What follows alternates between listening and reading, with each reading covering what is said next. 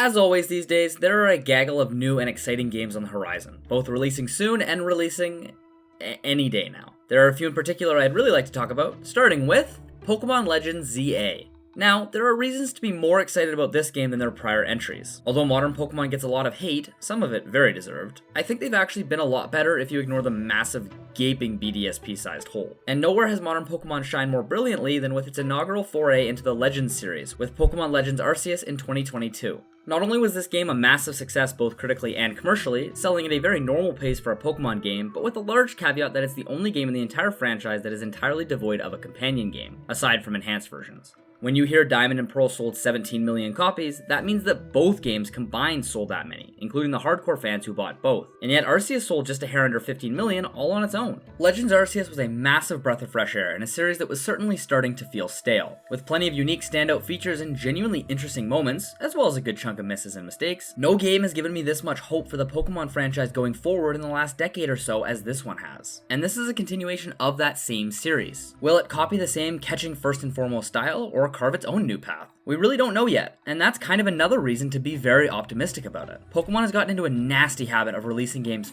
far too often, not exactly allowing their developers enough time to bring all of their ideas into fruition. Game Freak never had a slow and calm release schedule to begin with, but throughout their history they took many years off, and they never had a game released more than 3 years in a row at any point until 2016 with Sun and Moon, where they then proceeded to take 0 years off and release 7 games in 8 years, plus 4 entire DLCs, which sort of replaced the whole sequel/enhanced versions they did in earlier gens. Legends ZA was officially announced in February of 2024 with a scheduled release date of sometime in 2025, so even just that alone is enough to suggest they're going to slow down and actually take their time with this one. Will they release some other game in between now and Legends ZA? Who knows? It's Game Freak, and now they have Ilka working alongside them too to help create games without hemorrhaging Game Freak's time and resources, but still. For now, I and many others remain very optimistic that this game will give the region of Kalos the love and passion it's deserved for a decade now.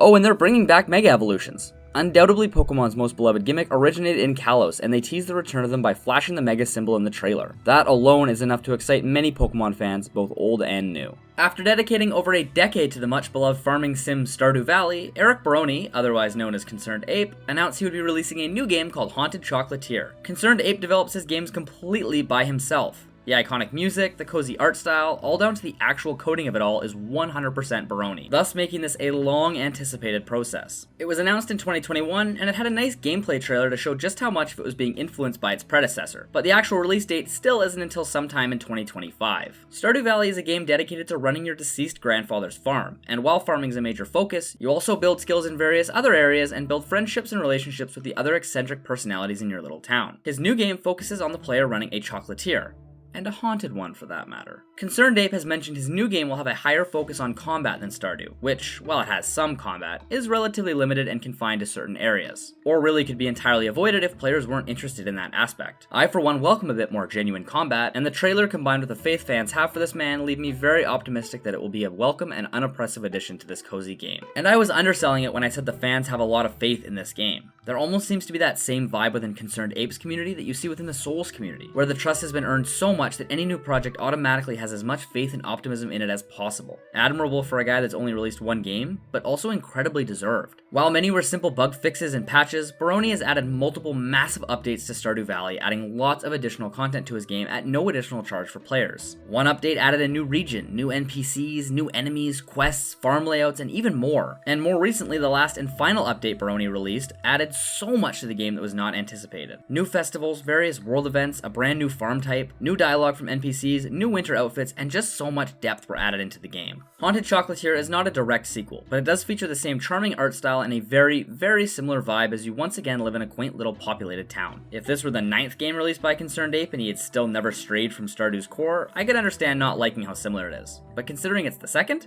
I think the similarities can only be seen as a good thing. If you love Stardew, you're gonna love this one too, and it's gonna be more than new and fresh enough to feel distinct and bring that same feeling you felt diving into Stardew for the first or 12th time. And due to that same familiar style, it might even take place in the same world as Stardew, adding potentially more lore about the Ferngale Republic, or maybe the elusive Gotoro Empire. And if it doesn't, then I'm sure we'll get a new world with just as much interesting and expansive lore to lose ourselves in. I do have to admit that I'm a little fearful for when this game actually drops, because I'm gonna lose my girlfriend to it for the better part of the next few months. But maybe I'll just give in and join her then. Now for one coming out a lot sooner than 2025, one to look forward to in the immediate future. Shadow of the Erdtree. While not an actual new game, it might as well be. Miyazaki is famous for underselling the size of his games, and even he has put some emphasis on just how large and content-packed this DLC will be. Though the true size and amount of stuff to do will remain a mystery until June 21st when the DLC officially releases, a few things we can use for a gauge are Miyazaki himself saying size-wise it will be comparable to Limgrave, which I think is safe to say will likely be on the lower end for sheer size. And what greatly intrigues me is the download size of roughly 16.5 gigs. I've seen anywhere from 12 to 16 stated, but still. Although that's nothing insane, FromSoft has always been good at optimizing their games, and Sekiro itself clocks in at a hair under 14 gigs. It's likely bigger than all of Sekiro. Miyazaki also said the game could take a player around 30 hours to finish, and he gave almost the exact same answer when asked years ago about how long Elden Ring itself would take to beat. Although he's admitted that he was a little bit off when he said that about Elden Ring's base game, both these numbers are obviously not precise, and I don't think anyone should even remotely get their hopes up that Shadow of the Erdtree will come close to Elden Ring's base game size and length, but Elden Ring itself is massive, and this DLC promises to be one of the biggest ever released. And size aside, since that really is far from what matters most, FromSoft has built up a better reputation than anyone in gaming when it comes to delivering on their DLCs. More iconic bosses, a spike in difficulty, and excellent level design has resulted in most players claiming DLCs as their favorite Souls content, mine included. The Old Hunters DLC from Bloodborne is the best piece of art out there. Confirmed in Shadow of the Erdtree are 8 new weapon types as well. Not weapons, weapon types.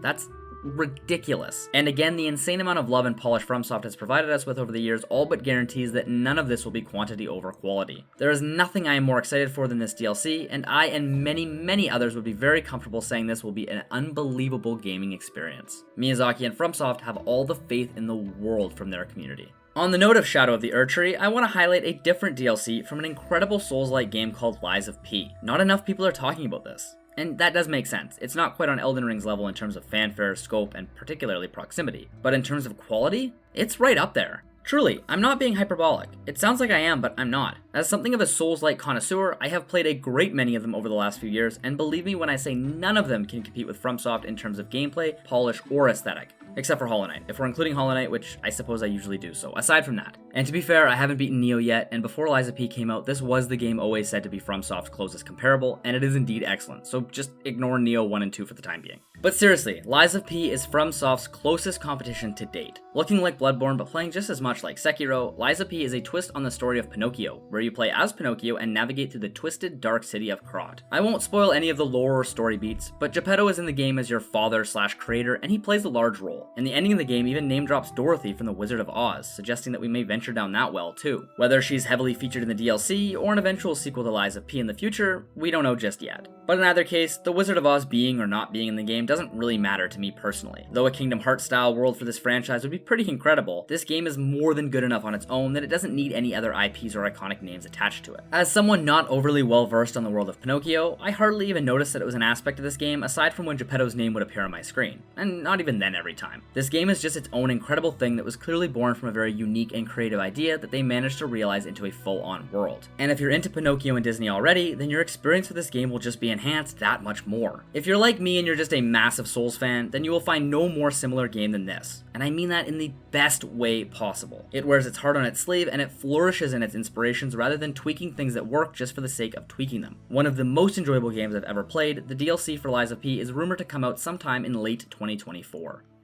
Insomniac is pretty good with Spider-Man, but how are they going to be with Wolverine? Fingers crossed, but I have high hopes. For now, we don't really know that much about what Wolverine's gameplay and story might look like. But again, with the way they handled Spider-Man, I have a lot of hope. I think their style will mesh with Wolverine really well. More violent and brutal as opposed to techy and flashy, there's so much potential to tell a great, engaging story, and I oddly really like the rumors that this game will include an origin story. I think doing that in video game form will be a great idea for multiple reasons. A lot of the same reasons I'm very glad they did not include one for the Spider-Man games. Due to a data breach in December of 2023, the Wolverine game got a chunk of its early gameplay and ideas leaked and set the game back a little bit. And there isn't even a release date yet, with some speculation saying it could take as long as 2026, despite being first announced with a cool reveal trailer in 2021. But for whenever it finally drops, I'll be very excited. It has all but been confirmed as well that this game will take place in the same universe as the Spider-Man games. The term "will take place in the same universe as" has really made me roll my eyes a lot lately, but not as much here. Having this game feature his origin story, earlier life, time way before the X-Men and all that would be fantastic until it eventually builds to his more modern setting. I would adore a proper video game Marvel superhero universe, and I'm typically the type of guy to say leave a certain thing as its own thing. I'm looking at you, Matt Reeves' Batman. I don't think they're gonna, but if the DCAU touches you, I'm gonna throw open every single water fountain in northern Canada.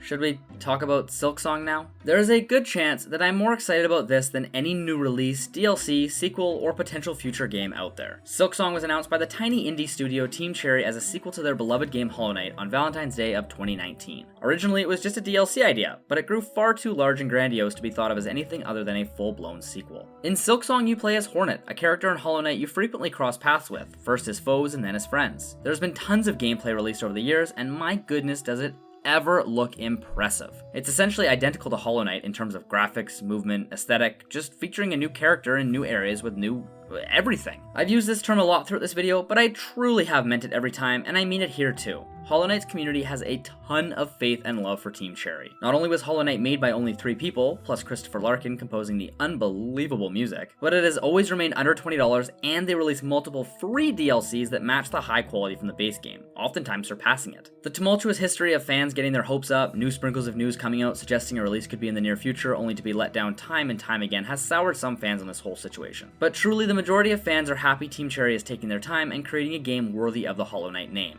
Has it gotten a bit excessive? Yeah, but still, it's still a very small studio, absolutely bursting at the seams with ideas and talent. These things take time, and I for one am content to wait as long as I have to ensure this game will perfectly live up to their ultimate vision. And that's that. Obviously, there are tons of other games I didn't mention that I would have loved to have highlighted, so feel free to comment your most anticipated game down below, or give your thoughts on some of the ones we talked about today. Make sure to subscribe if you like this sort of stuff and want to help support the channel, and take care. Thanks for watching.